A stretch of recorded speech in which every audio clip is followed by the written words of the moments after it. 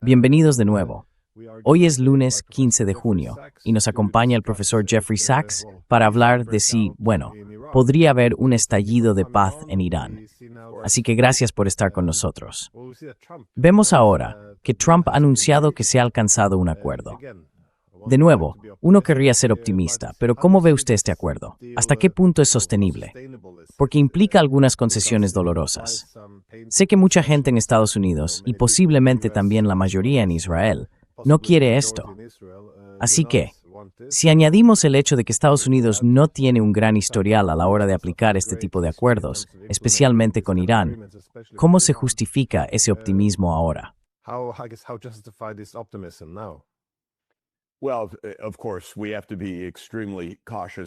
Bueno, por supuesto, tenemos que ser muy cautelosos porque los detalles de lo que supuestamente se ha firmado, y ahora todas las partes, Irán, Estados Unidos y los mediadores pakistaníes han dicho que se ha firmado un acuerdo, no los conocemos. Y además, esto se desarrolla en varias fases, por lo que sí sabemos, en cualquier caso, podría desmoronarse con bastante facilidad. Así que, ¿qué sabemos realmente? Sabemos que las tres partes han dicho que habrá un alto el fuego. Y esas tres partes de las que hablamos son, debo decir, dos de los adversarios, Estados Unidos e Irán, y la tercera, el mediador, Pakistán. Esto no incluye a Israel.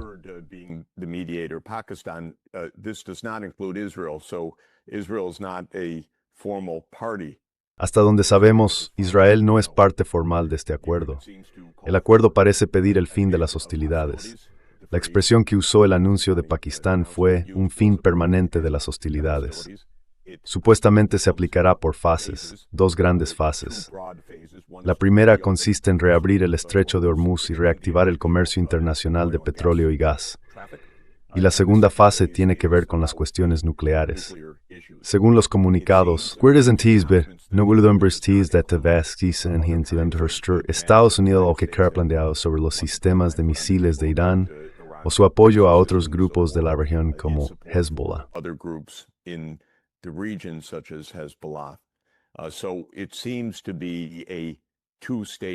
Parece que se trata de un acuerdo en dos fases. Primero, abrir el estrecho de Hormuz y después, negociar durante un periodo de 60 días algún tipo de resolución sobre la cuestión nuclear. En esa resolución, Irán se comprometería de forma irreversible a no producir ni adquirir por compra u otros medios un arma nuclear. A cambio, Estados Unidos y otros países levantarían las sanciones económicas internacionales.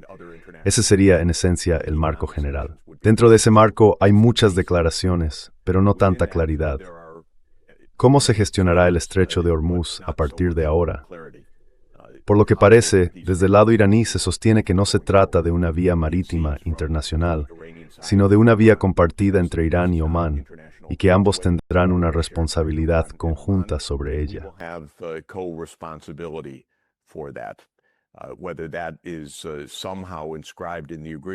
No sabemos si eso está o no reflejado en el acuerdo. El presidente Trump dijo que no se cobrarían peajes, y puede que esa sea una de las condiciones del acuerdo, porque Irán estaba reclamando un peaje de $1 por barril de petróleo a los barcos que pasaban, y quizá eso se haya eliminado. Por otro lado, hay declaraciones que dicen que Estados Unidos va a descongelar activos iraníes que estaban bloqueados, y se menciona una cifra de $25,000 millones. ¿Qué activos son? ¿Por qué? ¿Cómo? ¿Quién los congeló? ¿Con qué autoridad lo hizo Estados Unidos? No está claro qué es exactamente lo que se está contabilizando aquí, pero parece que hay algún tipo de arreglo por el cual se reabrirá el tráfico físico, algo nominal o quizá incluso más sustancial que eso. El control iraní y omaní sobre el estrecho continuará.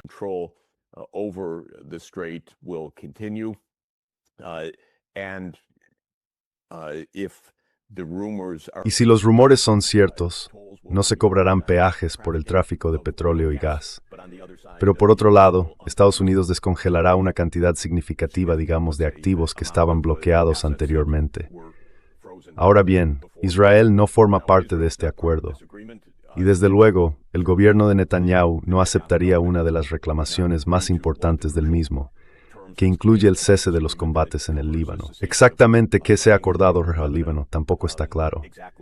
Pero si el pasado sirve de referencia, como debería, Israel podría intentar socavar o incluso destruir el acuerdo continuando con los bombardeos en el Líbano, o buscando un pretexto, o alegando que Hezbollah lanzó un dron o un misil contra Israel, y que por eso los bombardeos sobre Beirut continuarán.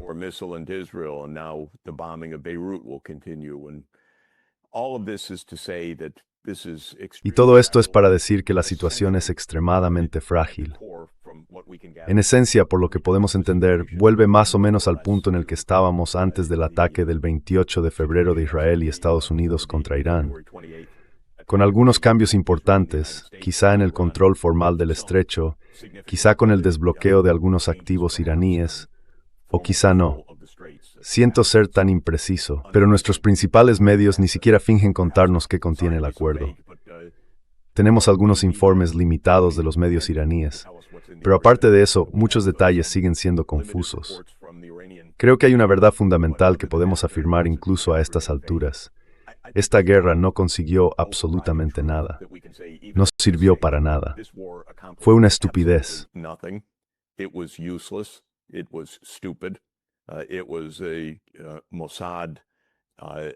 Fue una operación del Mossad vendida principalmente a Estados Unidos. Mató a mucha gente. Causó muchísimo daño. Es el resultado de que personas esencialmente irresponsables estén al mando, tanto en Israel como en Estados Unidos. No salió nada bueno de todo esto, ni una pizca de logro sustantivo con algún valor para Estados Unidos. Israel, sin duda, ha quedado debilitado diplomáticamente. ¿Cuántas veces ha llamado ya Trump a Netanyahu loco, con insultos incluidos? Incluso otra vez ayer. La imagen de Israel en el mundo, y con razón, está en una situación catastrófica, porque Israel se ha convertido realmente en un estado rebelde y asesino. Y es una vergüenza la forma en que actúa. Así que Israel es el claro perdedor. Y Estados Unidos, desde luego, ha perdido toda apariencia de fuerza e invencibilidad en todo esto.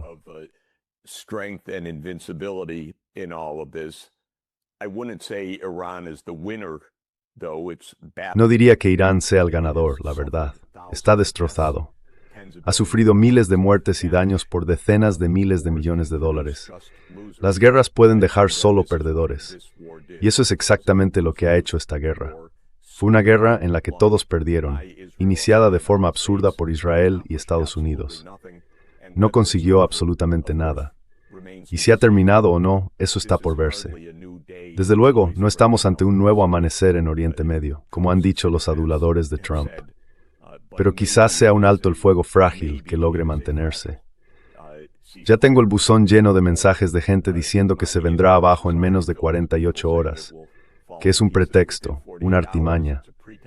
Yo no iría tan lejos como para sacar esa conclusión. Ambas partes, Irán y Estados Unidos, tienen buenas razones para que los combates se detengan.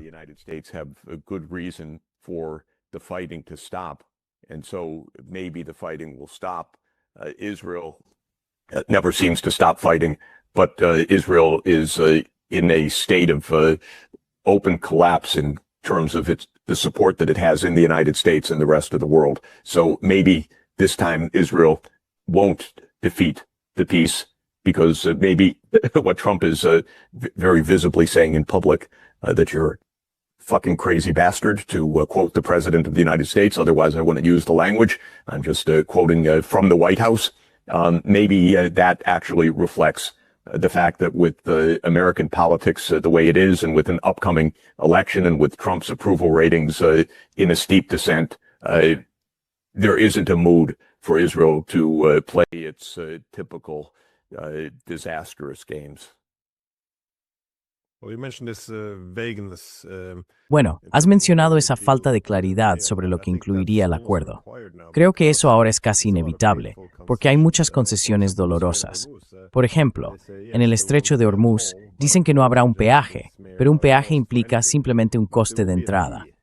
En cambio, habrá una tasa, que sugiere, supongo, apoyo operativo. Quiero decir, legalmente no es poca cosa.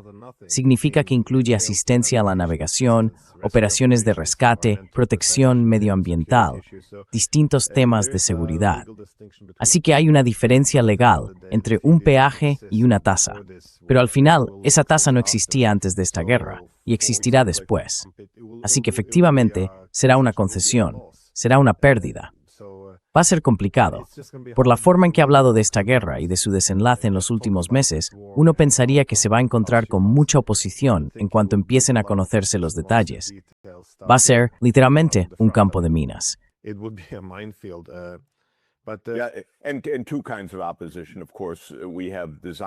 Y por supuesto, hay dos tipos de oposición. Tenemos al lobby sionista, que atacará abiertamente el acuerdo como una concesión al mal. Y por supuesto, llegará un momento, si nuestros medios se dignan a tratar el tema, y si hay al menos unos pocos políticos en nuestro país que no sean patéticos, en que se empiece a preguntar qué demonios acaba de pasar. ¿Por qué hicimos esto? ¿Qué clase de guerra absurda fue esta? Lanzada por el presidente de los Estados Unidos, él solo, sin apoyo público, sin respaldo del Congreso, sin una explicación clara, con declaraciones iniciales que decían que el objetivo era un cambio de régimen y una rendición incondicional. Se hicieron muchas afirmaciones y no se cumplió ninguna. Así que en este sentido, claro que merece y habrá críticas. Pero, desde luego, tampoco hemos visto el final del lobby sionista en Estados Unidos.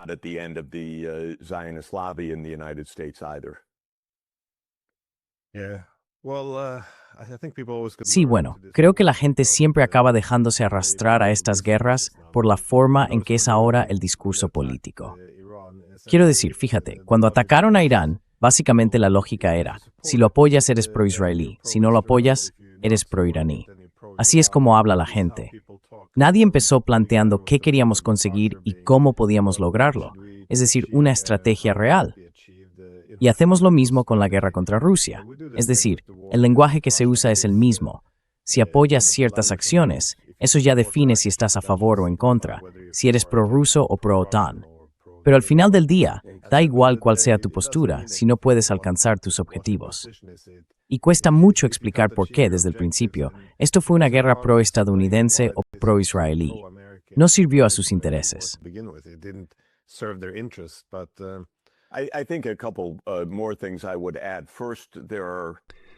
Creo que añadiría un par de cosas más.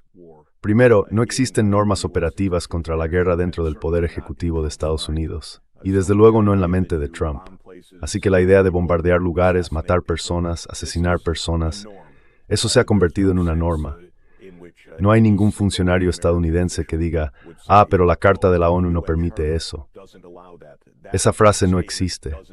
Estamos dirigidos por gánsteres y con una mentalidad de gánster. Haz lo que puedas, salte con la tuya si puedes. Los demás son unos ingenuos. No seas tonto, no hay derecho internacional. Así que primero, no hay normas contra esto. No hay freno moral, ni freno legal, ni necesidad de justificarlo más allá de la propia victoria. Y luego viene la pregunta puramente práctica. Bueno, ¿esto va a funcionar?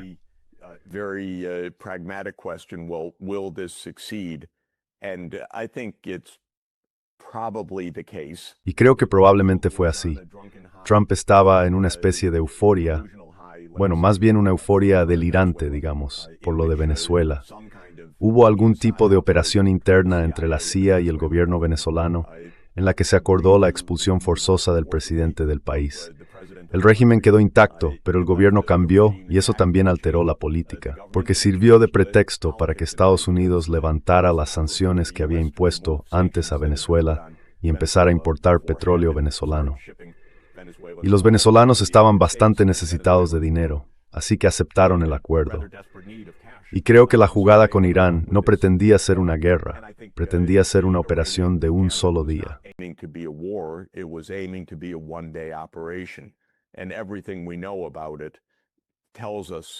Y todo lo que sabemos al respecto nos cuenta esa historia, que había un plan para instalar a un líder.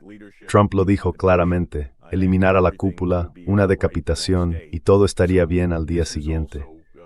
Así que esto también refleja el comportamiento de gente muy ingenua y muy arrogante. A mi modo de ver, muestra una ruptura total de la política en Estados Unidos. Nuestras instituciones no funcionan. No tenemos control institucional. No tenemos un Consejo de Seguridad Nacional operativo, ni un aparato de seguridad nacional que funcione. Y desde luego, no tenemos una república en el sentido de un orden constitucional en el que el Congreso gobierne, ya sea declarando la guerra, supervisando las acciones del Poder Ejecutivo o controlando a través del presupuesto.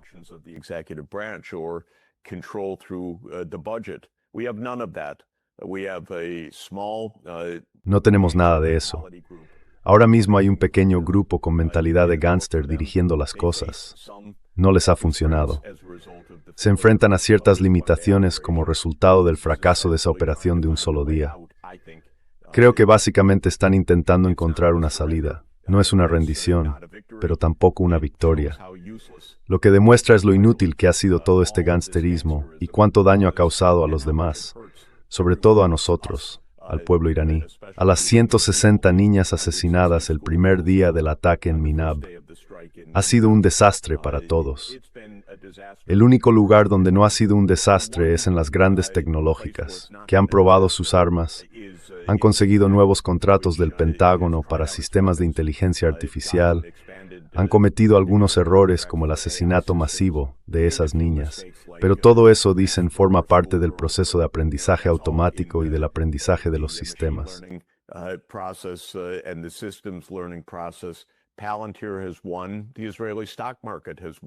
Palantir ha ganado, la bolsa israelí ha ganado, así que los belicistas han salido ganando. El mundo, en cambio, ha sufrido pérdidas mucho mayores desde el punto de vista militar, estratégico y de política exterior. Esto no solo fue inútil, fue una derrota. Estados Unidos ha perdido cualquier pretensión de proteger a los países de Oriente Medio, de mantener una supremacía militar o de ejercer algún tipo de control hegemónico. Un punto más, Glenn, que añadiría ahora, en estas primeras horas en las que intentamos evaluar todo esto, los iraníes estaban pasándolo muy mal económicamente. El bloqueo les afectó, sí. Pero más allá de eso, Estados Unidos lleva años en una guerra económica contra Irán. Nuestra secretaria del Tesoro, Janet Yellen, tiene también una mentalidad muy de gángster y habló de cómo la estrategia económica había destrozado la economía iraní.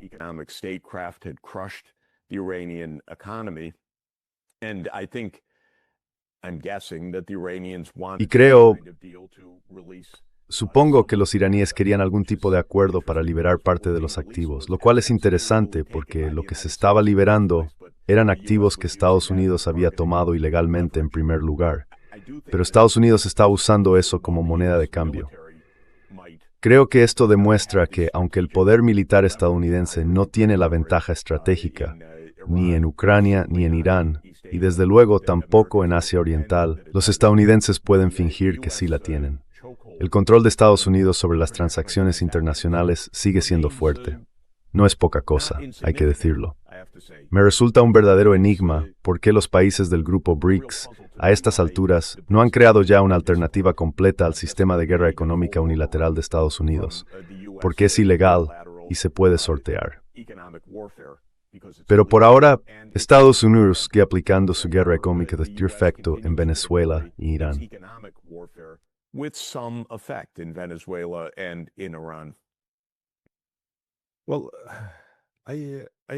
Bueno, antes mencionabas que tu bandeja de entrada estaba llena de mensajes de gente que advertía o que restaba importancia a que esto fuera una desescalada temporal. Y creo que eso también es justo. Pero con lo que acabas de decir ahora, ¿crees que esto podría ser un punto de inflexión para Estados Unidos? No solo en su estrategia en Oriente Medio, sino en general. No porque sea un momento de claridad moral, sino por el reconocimiento de que la distribución del poder ha cambiado. Es decir, si intentas hacerlo todo y al final te castigan por ello, llega un momento en que tienes que cambiar de rumbo. Lo mismo he oído en relación con las tensiones entre Estados Unidos e Israel. Algunos dicen que es un poco de teatro, pero me cuesta ver que sea puro teatro, teniendo en cuenta cómo se trata el tema en los medios israelíes y cómo está alimentando el desacuerdo dentro de Estados Unidos. Y de nuevo, eso podría extenderse también a la guerra contra Rusia.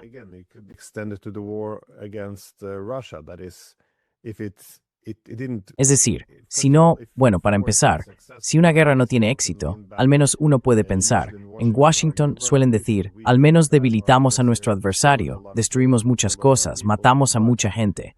Pero al final, estratégicamente, parece que no solo Irán, sino también Rusia, van a salir ganando. Y entonces la OTAN, Estados Unidos, todos acaban en una posición mucho más débil. Así no se suponía que debían funcionar las guerras. ¿Cree que existe la posibilidad de que, sobre todo en Oriente Medio, esta guerra obligue a Estados Unidos a cambiar de forma fundamental su estrategia? Quiero decir, sus bases se han visto afectadas, sus alianzas también. En algún momento tendrán que, digamos, adaptarse a la realidad, es decir, a lo que realmente se puede lograr para reforzar su propia seguridad.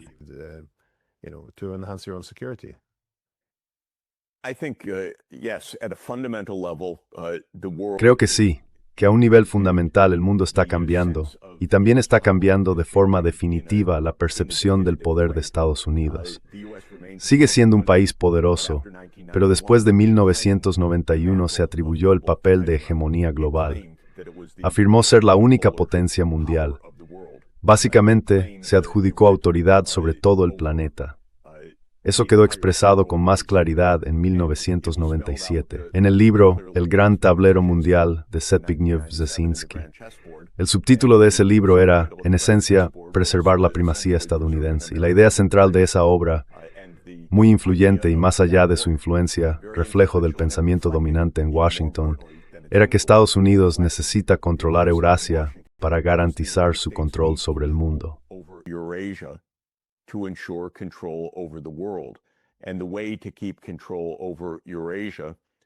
Y la forma de mantener el control sobre Eurasia era básicamente debilitar a Rusia, rodearla con la OTAN, impedir cualquier tipo de alianza entre Rusia, China e Irán y enfrentar a los distintos estados entre sí. Y al tomar Ucrania, eso sería en esencia el punto de apoyo, el eje geográfico de toda Eurasia, porque Rusia quedaría debilitada. Rusia no tendría otra opción que volverse hacia Estados Unidos y hacia Occidente. En ese libro es interesante. Brzezinski dice que así es como evolucionará el mundo. Estados Unidos seguirá siendo la potencia hegemónica gracias a su dominio tecnológico y económico, pero eso en el fondo se ha acabado. El ascenso de China cambió por completo esa realidad.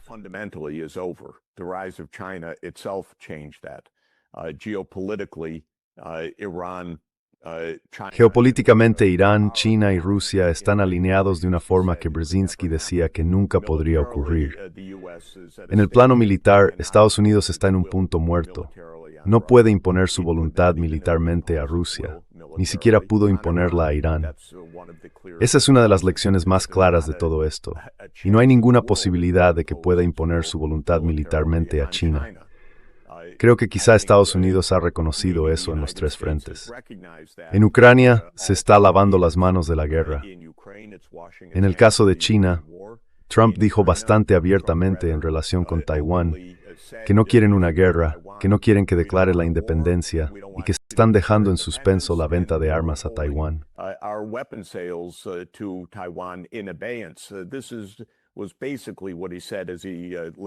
Esto fue básicamente lo que dijo al marcharse de Pekín tras la cumbre del año pasado. No podemos imponer nuestra voluntad a China. Así que, en cierto modo, creo que lo que se está viendo es que Estados Unidos ya no tiene ningún tipo de control hegemónico sobre el vasto territorio de Eurasia. Perdón, sobre Asia en particular y sobre la parte de Eurasia que no pertenece a la Unión Europea. Así que debo ser preciso. Todavía tiene influencia, todavía tiene la capacidad de imponer dolor y sanciones, pero no puede imponer una victoria militar. Y creo que cada vez más, su capacidad para imponer incluso sanciones económicas o coerción está desapareciendo, aunque diría que ha tenido cierto papel en lo que hemos visto ahora en relación con Irán.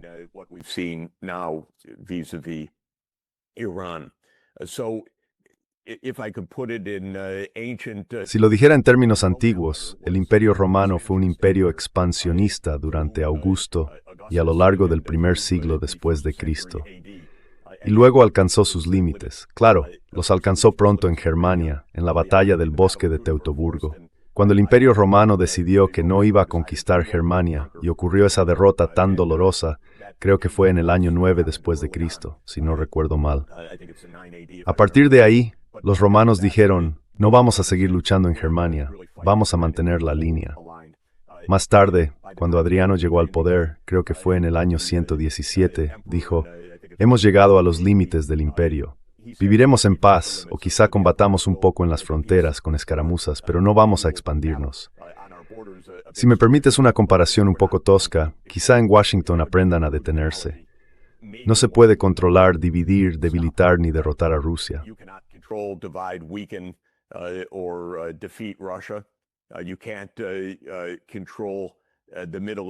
No se puede controlar Oriente Medio de forma hegemónica, y desde luego tampoco Asia Occidental con Persia, o con el Irán actual, y mucho menos con China. Eso no significa que los juegos se vayan a detener. La diplomacia económica, como la llama Janet Yellen, nuestra secretaria del Tesoro, usando herramientas feas e ilegales, va a continuar. Pero creo, Glenn, que tienes razón en que básicamente, en los tres grandes escenarios de los que hablaba el propio Brzezinski, Estados Unidos y Rusia, Estados Unidos e Irán, y Estados Unidos y China, se han alcanzado los límites. La gente debería mirar la experiencia de la guerra de Ucrania, esta crisis, la guerra absurda e inútil con Irán y la fallida guerra comercial con China, como ejemplos de que Estados Unidos, desde luego, no es una potencia unipolar, no es el hegemón mundial, no impone su voluntad sobre el mundo. Quizá de 40 grados de longitud este hasta el Pacífico, hasta China, y tal vez aprenda alguna lección.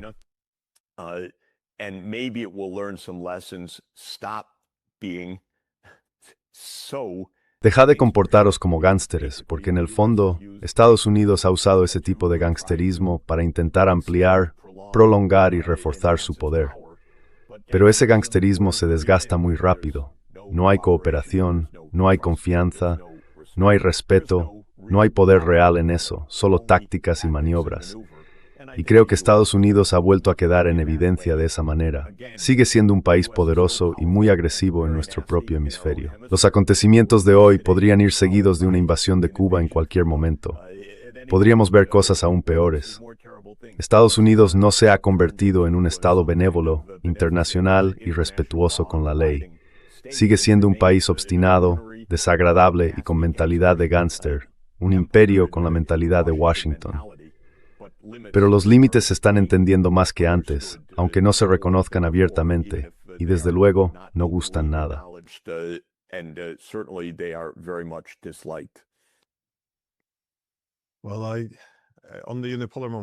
Bueno, sobre el momento unipolar, creo que la crítica principal en los años 90 era que ese momento unipolar sería inevitablemente temporal, porque Estados Unidos acabaría agotándose, y eso incentivaría a sus adversarios a unirse para equilibrar su poder. Creo que ahora la guerra contra Rusia ha acercado a los rusos a China. La guerra contra Irán ha acercado aún más a Irán, a Rusia y a China. Así que, en algún momento, creo que hay que sacar la lección de que la paz hegemónica no refleja la realidad. Y cuando las políticas no reflejan la realidad, las consecuencias son muy desafortunadas.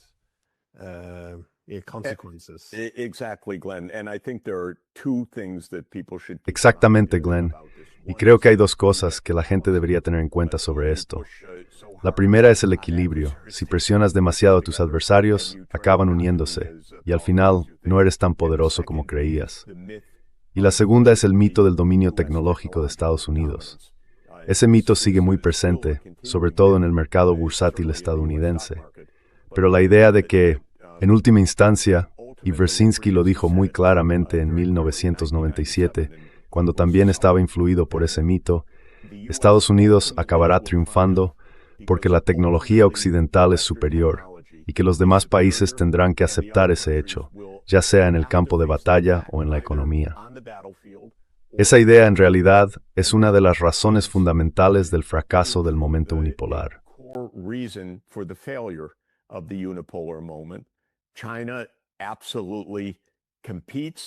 China compite y en muchos aspectos supera tecnológicamente a Estados Unidos en una gama muy amplia de actividades. Pero es más que eso. Fíjate en Irán. Es un país sofisticado, capaz de fabricar armamento avanzado, y eso en Washington no se entendió ni se percibió en absoluto. Lo mismo ocurre con Rusia. La tecnología se ha extendido. El armamento avanzado, las tecnologías digitales, la inteligencia artificial, ya no son patrimonio exclusivo de Elon Musk, ni de Palantir, ni de Estados Unidos. Son tecnologías globales que se han difundido por muchos centros de poder, y hay mucha gente inteligente en muchos lugares. Así que la idea de que el control último del poder occidental se basa en su superioridad tecnológica, hay que dejarla a un lado.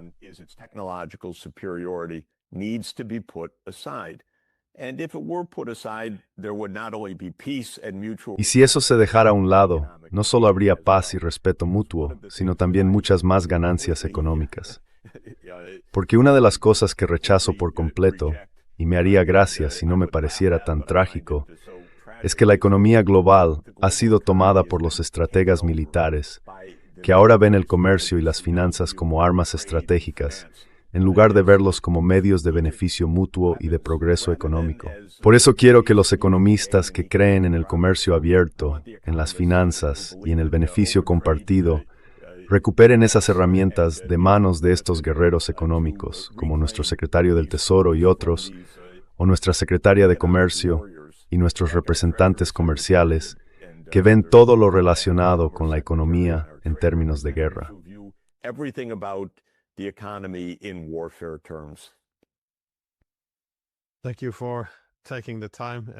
Gracias por dedicarme tu tiempo.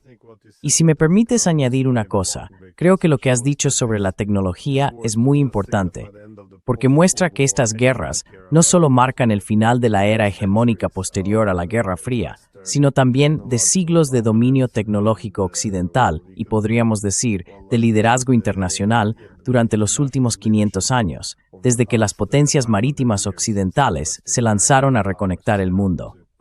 Así que es un momento interesante. Muchas gracias de nuevo. Por supuesto, nos vemos muy pronto. Muchas gracias.